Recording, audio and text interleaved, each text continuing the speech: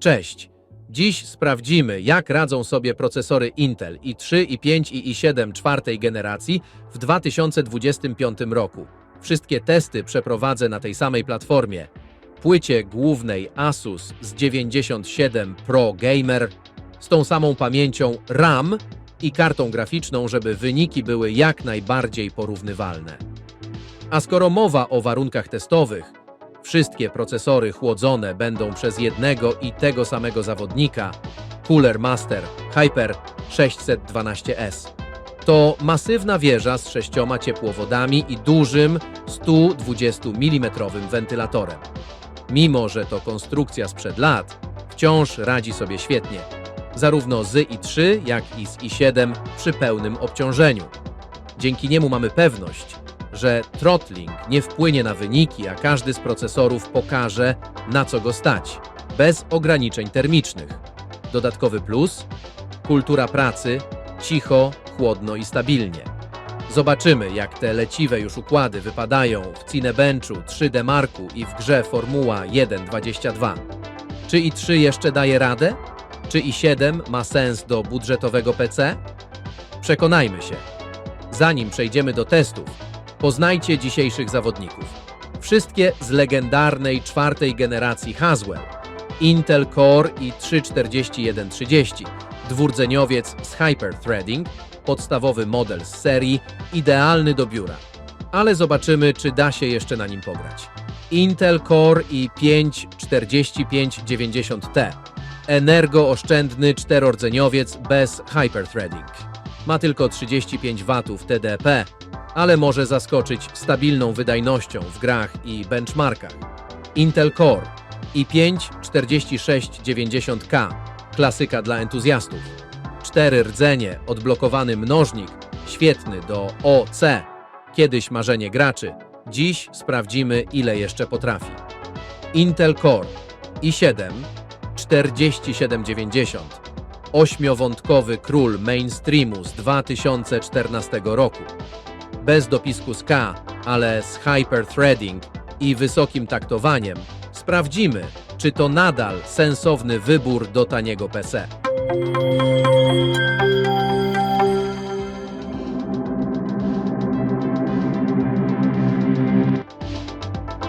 Cinebench. Test wielowątkowego renderingu i trójka 4130 wypada najsłabiej. Ma tylko 2 rdzenie, mimo HT to dziś zdecydowanie za mało do obciążeń renderujących. Oszczędna i trójka zyskuje około 25% względem i trójki dzięki fizycznym 4 rdzeniom, mimo niższego taktowania. Odblokowana i piątka 4690K oferuje ogromny skok około 50% w porównaniu do oszczędnej i piątki 4590T. Po podkręceniu zyskuje kolejne 5%. I siódemka wygrywa dzięki HT i 8 MB pamięci cache. To procesor najlepiej radzący sobie z wielowątkowością. Wniosek. Cinebench wyraźnie faworyzuje procesory z dużą liczbą wątków. I siódemka dominuje, OC i piątki daje zysk, ale HT i tak wygrywa. Test procesora w 3D Mark. Fizyka w grach, obliczenia i trójka pokazuje, że przy nowoczesnych silnikach gier brakuje mu zasobów. Tylko 2 rdzenie powodują zatory. Oszczędna i piątka zyskuje 27% i widać już dużą różnicę w wydajności. Odblokowana. I piątka znów rośnie o 47 względem poprzedniego i po OC osiąga prawie poziom. I siódemka prowadzi, ale przewaga nad podkręconym. I 5 jest już tylko symboliczna, wynosi około 6%. Wniosek. Do obliczeń typowych dla gier ważna jest kombinacja taktowania i liczby wątków. I 7 minimalnie lepszy od OC i 5, ale odblokowana i piątka daje świetny kompromis. Benchmark Unigine Valley. Tutaj różnice są najmniejsze. Test bardziej obciąża GPU niż procesor komputera. Nasza i trójka wypada przyzwoicie, ale wciąż około 20% za i siódemką. Podkręcona, odblokowana i piątka daje niewielki zysk. GPU zaczyna być limitem. i7 znów na prowadzeniu, ale przewaga nad podkręconą i5 jest już bardzo mała. Wniosek. W testach GPU procesor przestaje być kluczowym czynnikiem.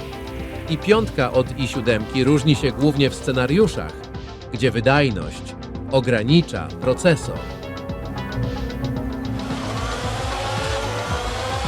Test rzeczywistej gry Formuła 1 2022 dwurdzeniowa i trójka wyraźnie ogranicza GPU, bottleneck. Nawet przy tej samej karcie osiąga dużo niższy FPS. i5 4590T daje już 10% więcej FPS, ale nadal widać ograniczenia procesora. Odblokowana i5 pokazuje ogromny skok. 46% więcej klatek względem 4590T. Po OC zysk to kolejne kilka klatek.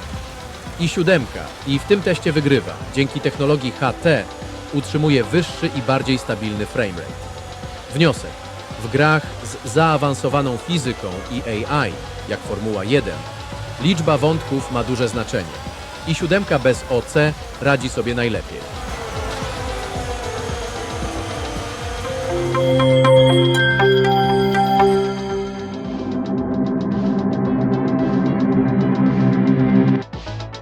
Największy przeskok wydajności zauważalny jest między i5 4590T i IRK 5 4660K. Różnica rdzeni i taktowania znacząco wpływa na wyniki. i7 nie potrzebuje OC, by przegonić, i5 nawet po podkręceniu. Przewaga HT i większy cache robią swoje.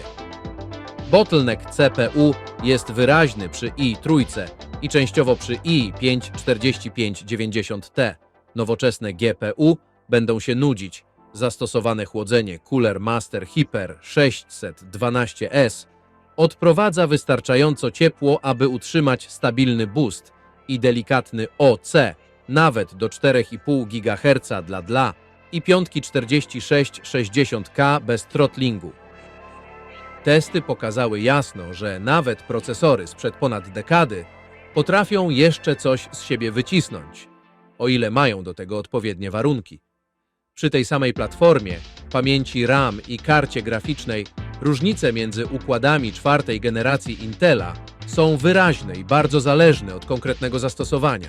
W zadaniach typowo wielowątkowych, takich jak Cinebench, dużą przewagę zyskują procesory z hyperthreadingiem i większym cache'em, co świetnie pokazała i7.